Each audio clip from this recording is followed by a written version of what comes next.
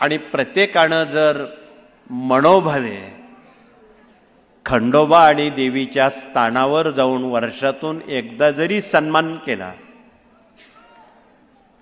तो भविष्य काळाला पूरक आणि स्वामी कार्याला निश्चितपणे भूषणावं आहे. म्हणून आपण वर्षातून एकदा देवी आणि खंडोबा यांचा सन्मान करावा.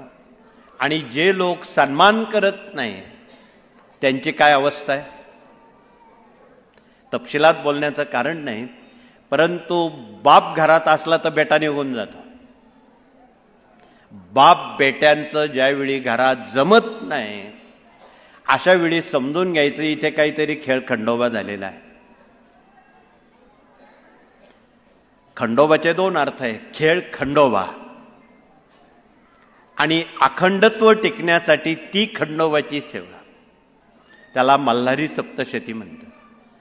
घराचं घरपण आणि ते अखंड चिरकाल टिकण्यासाठी कुटुंब प्रमुखांनी प्रति रविवारी 1 तासभरात मल्हारी सप्तशती ग्रंथ वाचावा. इथे आमचे प्रतिनिधींनी या ग्रंथाचा नव्या सेवेकऱ्यांना अवश्य होणाऱ्या परिचय करून द्यावा.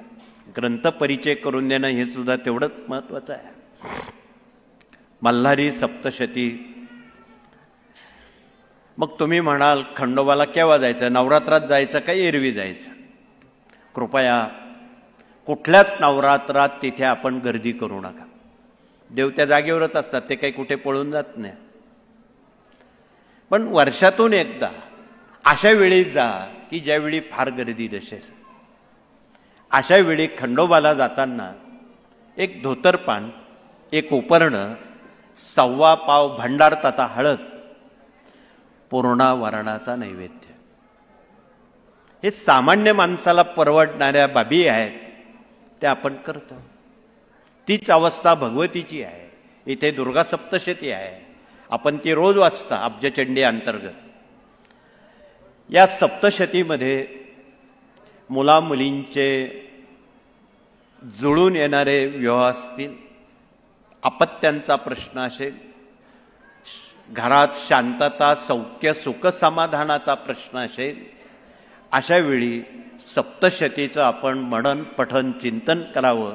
आणि वर्षातून एकदा भगवतीला जाताना तिला आवडणारी जी साडी आहे तिला हिरवी साडी, हिरवा खण, ओटीचं सामान, पुरणाचा नैवेद्य, माफक एवढं किमान अपेक्षित आहे.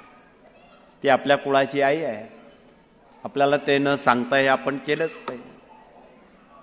ज्या घरात लग्न कार्य असतात किंवा होऊ घातलेले आहेत त्यांनी सुद्धा 1.25 रुपया सुपारी त्यांचा खंडोबाचा देवीचा भाग काढून संकल्प करून लग्नानंतर नव्या जोडप्याला पाठवून येणेप्रमाणे खंडोबा देवीचा सन्मान करावा. अलीकडे आता तुळशीचे विवाहानंतर मोठ्या प्रमाणात पालक लोक मुलामुलींच्या विवाहात मग्न आहेत स्थळ शोधण्यासाठी.